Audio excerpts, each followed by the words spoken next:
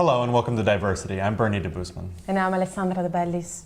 This week's top stories are the Lord Mayor's Show, The Christmas lighting ceremony on Regent Street, BT Sport wins, football rights deal, and how city students can assist in the relief efforts for Typhoon Haiyan. For the past 5 years, the Lord Mayor's Parade has taken place in London. This year, the second female mayor was elected.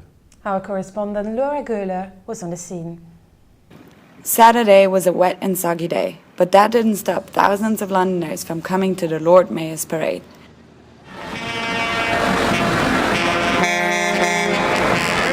Between the marching bands and floats, City University strutted proudly. From our own red bus, music entertained the crowd, while our student ambassadors waved energetically. The joyous tradition has been celebrated for nearly half a millennia. In a bid to please his citizens, King John created the office in 1215. Nowadays, the office is apolitical. It is the Lord Mayor's duty to promote and support both the businesses and the people of London. The parade came to a spectacular end later that evening, with a shower of fireworks over the Thames. This is Laura Göhler, reporting for diverCity. Students and activists from across Britain demonstrated on Wednesday at the University of London over plans to shut down the Students' Union. Closing the union would bring to an end all its campaigns, including Tres Cosas, which fights for improved rights for cleaners and catering staff. Faye Rajpar has this report. More than 100 students demonstrated at the University of London on Wednesday over the decision to replace the Students' Union with a university-run services centre. The University Council voted the shutdown in May, but campaigners here say the decision was made entirely without student input.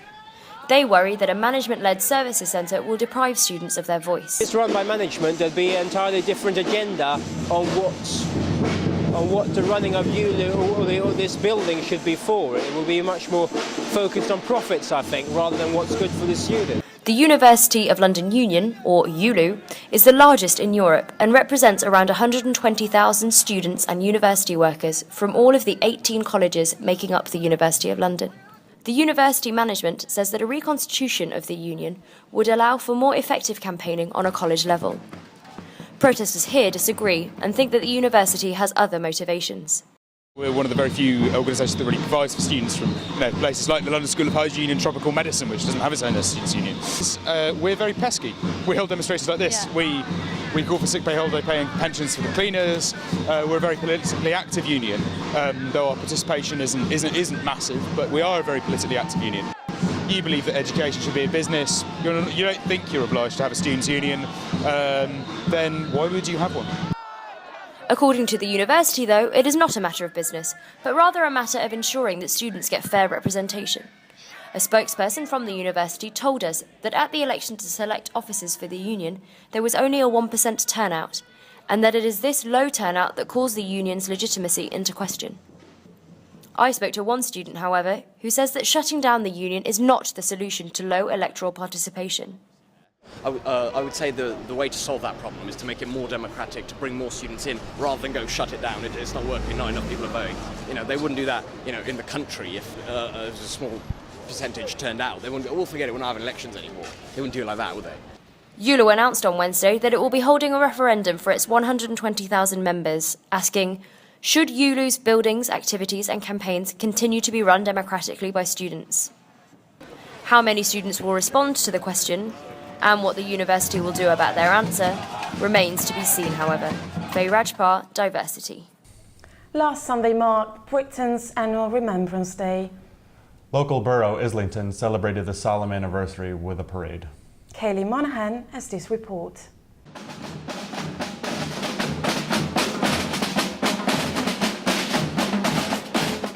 Remembrance Day was commemorated in Islington on Sunday. Parade began at Highbury Corner and made its way to Islington Green, where prayers were said, followed by the laying of poppy wreaths. Lately, the solemnity of this day has been questioned by some people. Critics have said that these displays glorify war and are not the best way to honor our soldiers. I was really torn as to whether or not it was something that I wanted to do at all. There's been a lot of talk in the news recently about whether it's an appropriate way to commemorate our war dead, because the military are so involved and is it a little bit hypocritical, really, for the military to lead our remembrance when they're obviously the people sending people into places like Iraq and Afghanistan anyway? However, there are those who disagree. They've never been in a war, they've never been in the military. There's an Australian saying it's not quite on the same lines, but the soldier salutes the flag and the soldier waves the flag for your rights to burn the flag. For me, it's just about remembering people who didn't come back from wars, people who were persecuted for it. Particularly in my own case, I'm gay, and the people gays were persecuted by the Nazis in the Second World War. War will always divide society, but individuals like Andy Sparks believe that it is important to honor those who fought for our freedoms. This is Kaylee Monahan reporting for diverCity. What does it mean to live longer? As we age, we can lose our vitality, our image, and our health. We sent a team to investigate new advances in the science of aging and let us know what we can look forward to in the future. Our correspondent Valentina Ieri has not faced this problem yet, but she surely will. If you had the chance, would you live longer but sick? Or have those years spent being active and in good health? Or what if you can have both?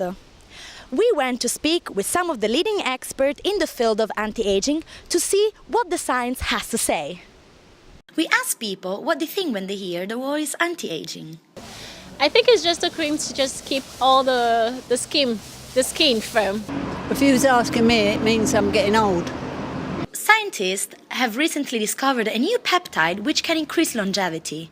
So, would you like to live longer? I don't know. I think by the ages it will become even better, the medication and everything. I'll rather die young, healthy, than live 100 years and have the last 40 years of my life living ill. For age-related macular degeneration, which is a disease of the eye, there is a specific peptide which you take or in tablet or injection and goes specifically to the eye and interacts with the eye tissues to repair the damage. However, more research needs to be done. What's impressive about this scientific discovery is that this peptide could become the key for preventing disease. So typically it's better to prevent an illness than treating the symptoms, and aging is at the core of many of our illnesses. So if we were to actually slow down aging, that turns out, when you run the models, to be more important than even curing cancer and heart disease. You actually get more healthy life years that way. But what does that imply for the future generation? It might be tough for the young ones to get into the market. I think the solution is to make more flexible job markets, actually. There is this false assumption that there is only so much space, only so much money. But actually, we create jobs, we create wealth. Every human being that lives adds something to the world, and that can be quite useful. And this is Valentina Ieri reporting for diverCity. Everybody knows what a printer is. But 3D printers, which can print solid objects, might be new to you. Last week, the London Business Design Centre hosted an exhibition of this new technology. We sent Elena Czerniawskaya and Jean Volpicelli to have a look. We're at London Business Design Centre today, which hosts 3D printing exhibitions, where 3D printing researchers, scientists and entrepreneurs display wonderful opportunities of this technique. 3D printing is a new developing market. It allows to reproduce all sorts of objects, from cars or gigantic dinosaurs to fine jewelry with unprecedented level of accuracy, and leaves complicated engineering processes behind.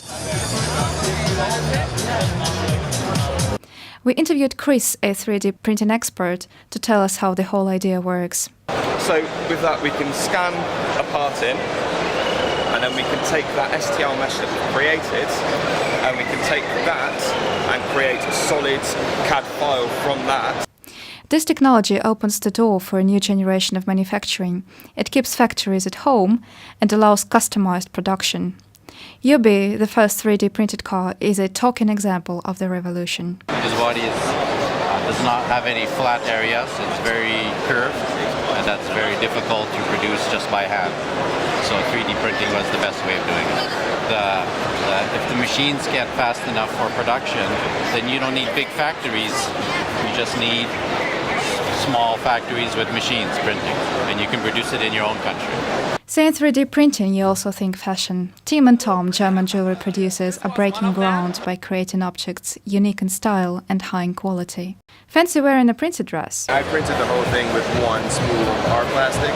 Less than $100, I would say, I used. You can download this dress for free, and if you have a printer, you can do it yourself. Just curious or business-oriented, the visitors have come from all over the world. Print some little tiny things.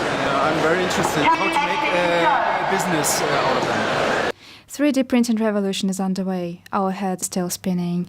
Elena Czerniawska, Jan Wolpicelli, diverCity News. This week in the world of sports, how will a major takeover of broadcasting rights affect the future of football in the UK? Jade Garcia has more on the story. BT Sports is set to dominate the broadcasting game as they just paid £897 million for all of the Champions League and Europa League broadcasting rights. They claim to make watching football more affordable and accessible to fans, but those who currently don't have a contract with BT might think otherwise. It's not good at all, because some people cannot afford BT, and if they have Sky at the same time, it's not fair for the other people. They cannot watch Champions League and stuff. So I think they should have at least Sky and BT can broadcast the thing. So I'm new to the country, but for the people living in this country, I think they should do anything, should do something. Protest or anything so that at least two channels can broadcast the thing.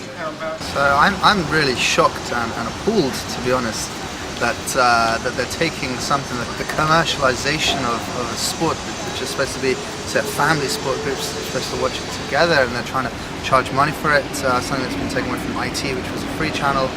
And to have that removed from us is devastating, to be honest. For the moment, I'm watching Champions League on Sky TV. So what are you going to do when BT takes over and you can't? As I'm a big fan of football, of course I'm going to subscribe to BT Sports and take off my subscription from Sky Sports. That's it. I mean, I watch only football as a sports. It's going to be different because usually on Sky Sports you can watch all of the games if you press a red button or something. So you can watch all the games. I don't know about BT Sport. I haven't really seen much of it really. I haven't watched it that much, and it's not as popular as Sky and ITV. So it's going to be a bit weird and different. Sky and ITV have shared a broadcasting contract for the past 2 decades, but by 2015 they will have lost rights to 30 million UK Champions League viewers. It is yet to be seen how this will affect fans, but UEFA and Champions League clubs will certainly benefit. Last week, Typhoon Haiyan killed an estimated 10,000 people in the Philippines. Our reporter Ryan Chua and other Filipinos at City have had to watch devastation from afar. They are now asking people to dig into their pockets and give what they can to help with relief efforts. Catherine Iorio has this report. After 6 days, more than 11 million people are affected and more than 500,000 people remain homeless in the Philippines. The death toll has surpassed 2,300 people. Every day you see the scale of the destruction even more, and you see people scrounging around for food, unable to find their loved ones, and sometimes I just find myself crying inside my room. Even if a lot of those people who died or who suffered or who lost their homes aren't related to me, I really feel for them.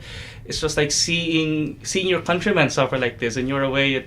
It just breaks your heart. On Friday, we are working with Claire's idea, supporting the victims of the typhoon in the Philippines.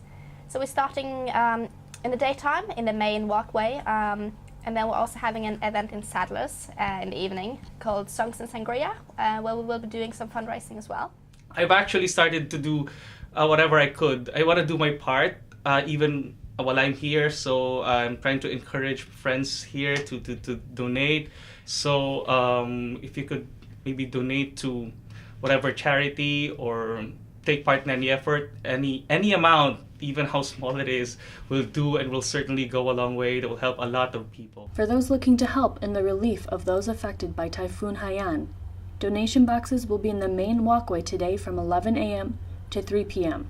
and also during Songs and Sangria Karaoke Night at Sadler's. Thanks for watching. That's all for now from diverCity.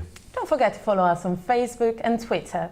I'm Alessandra De Bellis. And I'm Bernie de Boosman. You stay classy, City. See you next week.